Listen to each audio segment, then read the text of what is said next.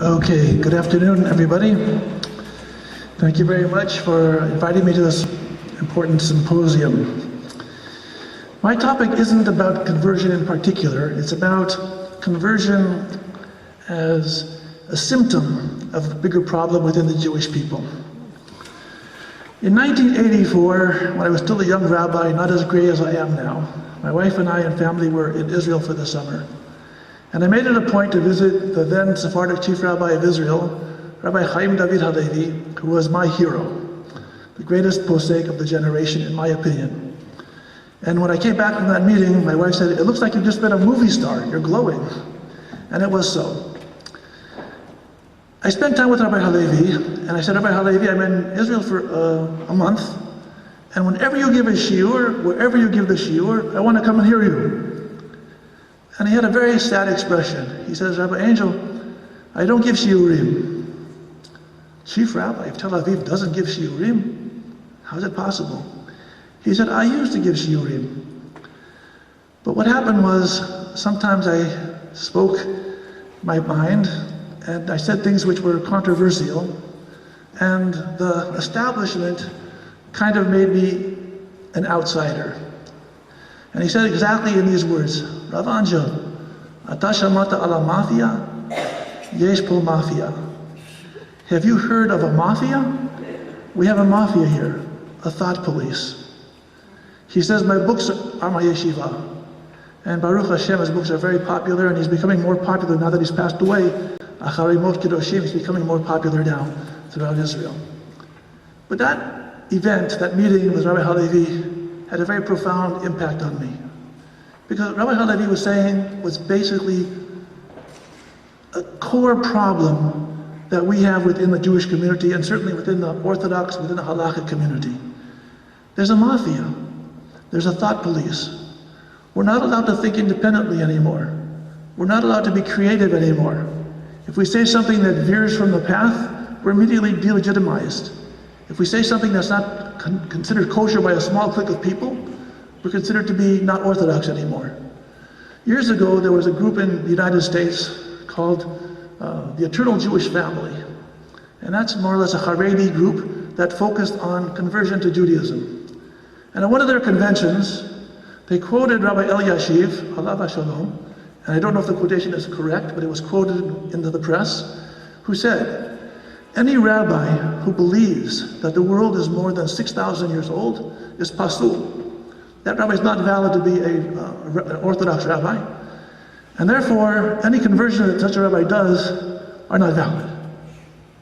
A thought police, a mafia. If you're allowed to think, if you believe in science, you're immediately considered pasul. If you accept the laws and the facts of geology, you're considered to be illegitimate.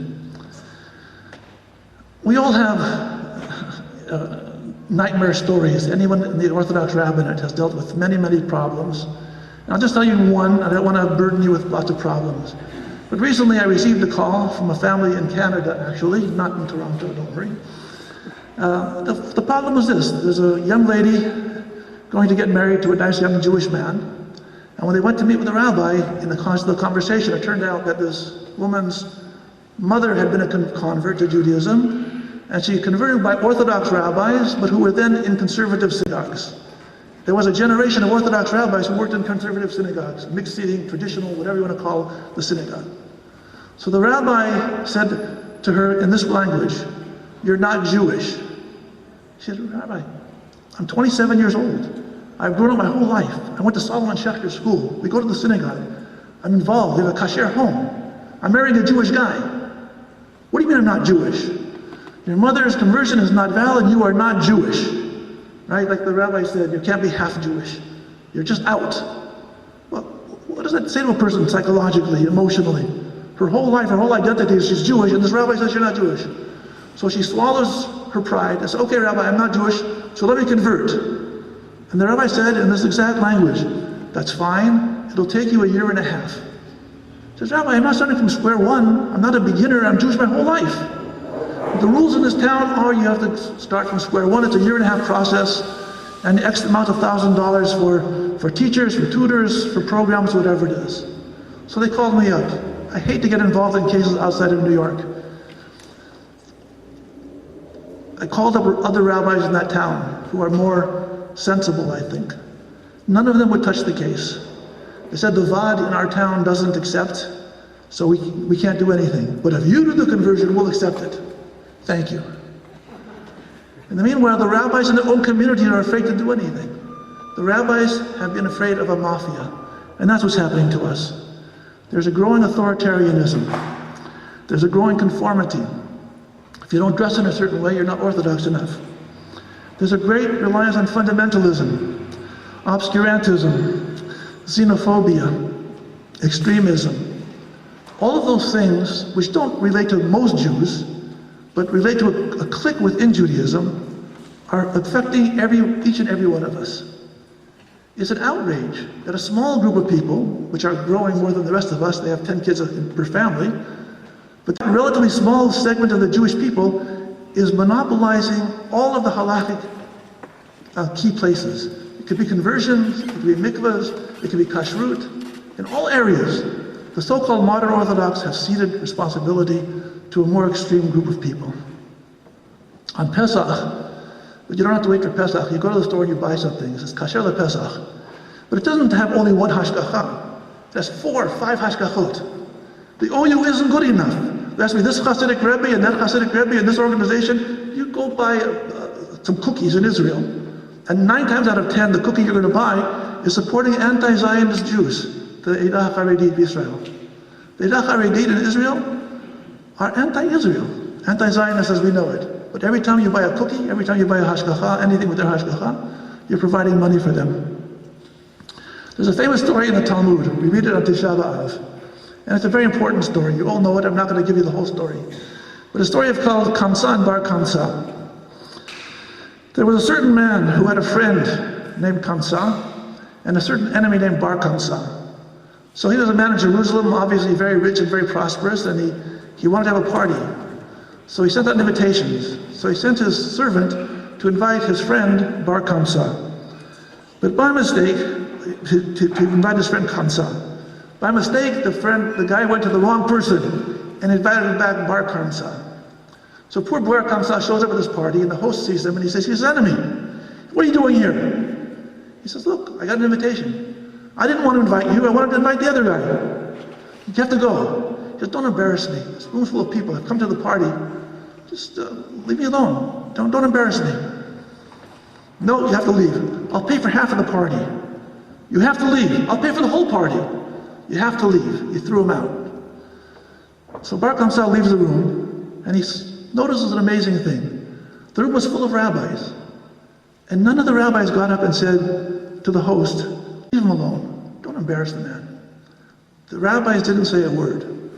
So Bar Kamsa said that apparently the rabbis saw, and they didn't object, so apparently they go along with it. Later on, this Bar Kamsa became a traitor. He went to the Roman officials, the emperor. He says, "The Jews are rebelling against you."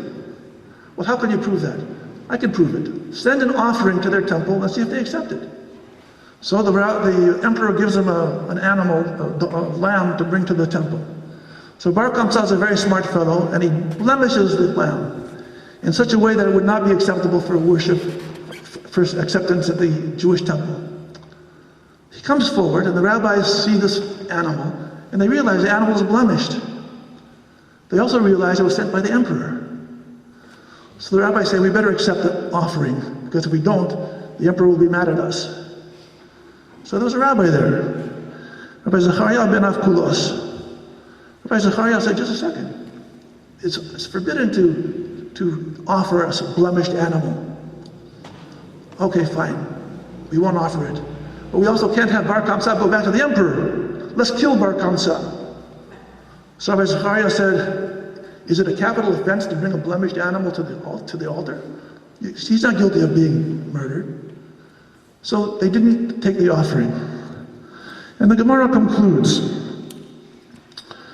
said Rabbi Yochanan, "Through the scrupulousness of Rabbi Zechariah ben Avkulas, our house has been destroyed, our temple burnt, and we ourselves exiled from our land." Ladies and gentlemen, Rabbi Zechariah was right. According to Halakha, he was right. But what happened to the rabbis? They were the majority. They realized that there was something bigger at stake than just a blemished animal. They realized that if they didn't bring this offering, it would be considered a sign of rebellion against the emperor. And so Rabbi Zechariah ben Avkulas is blamed because he's such a fussy guy and he was so meticulous in his rulings that caused the destruction of the temple. The Gemara is not only blaming Rabbi Zechariah, it's blaming the rabbis. What was wrong with those people? Why didn't they overrule Rabbi Zechariah? They were the majority. They could have taken control, but they didn't. When rabbis lose the ultimate grand vision, they make terrible mistakes. The halakha, Rabbi Zechariah might have been right on a technical halakha, but he didn't see the bigger picture. When you don't see the bigger picture, you make terrible mistakes. Rabbi Zechariah at least had the virtue of being correct halakhically. The rabbis today, when it comes to conversion, are not correct halakhically. They are not only having a poor vision of conversion, they also are having a poor vision of the needs of the Jewish people at large, and they also are halakhically unsound. Tzvi Zohar and Avi Sagi, professors in Israel, did a thorough study of all the sources in rabbinic literature dealing with conversion. And they found that the first time any rabbi said that any conversion that's done and the convert doesn't keep 100% of the mitzvot, that conversion is invalid, the first time that it was ever said was in 1876 by Rabbi Yitzhak Shemilkus. The rabbis in Eastern Europe were having big problems. The reform movement was growing like crazy. People were defecting from Judaism. So they tried to make high walls. They said those people who are Jewish or observant, on our side, they keep all the mitzvot. And anyone who doesn't keep all the mitzvot, they're the bad guys. If we're going to convert someone, we want them to be a good guy. We want them to keep all the mitzvot. Now that's maybe that was a very good argument in 19th century Eastern Europe. But we're not fighting those wars anymore. We live in a different world. We live in a world with the state of Israel. We live even in the United States. A recent Pew study showed that 1/6 of American Jews are converts. 1/6. That's about 1 million people. It doesn't mean they're all Halakhic converts, but they're converts. There's a tremendous number of people here in Israel and throughout the world who are interested in being part of the Jewish people and converting. The question is, do we open the door to these people, or do we build higher and higher walls? The question is not just a question of what the halakha is, the question is one of vision.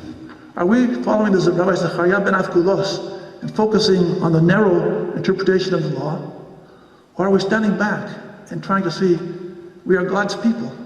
We have a big vision and a big responsibility for everyone. My ideal posek originally was the Rambam. Here's what the Rambam writes about conversion. The Rambam says that if a person converts to Judaism, I'll just read it for you, you can check me on it. Hilchot Isurei Biyah 13:17. A proselyte who was not examined as to his motives, or was not informed of the mitzvot and the punishments. Means we have a person who came, we have no clue who he is, he wasn't informed of the commandments, he may have come for an ulterior motive.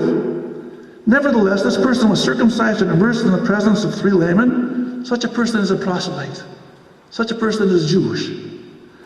Even if it is known that he converted for ulterior motives, once he has been circumcised and immersed, he has left the status of being a non-Jew, and we suspect him until his righteousness is clarified. It means I might not want him to marry my daughter. I'm still not sure about this guy, but he's still Jewish. Even if he recanted and worshipped idols.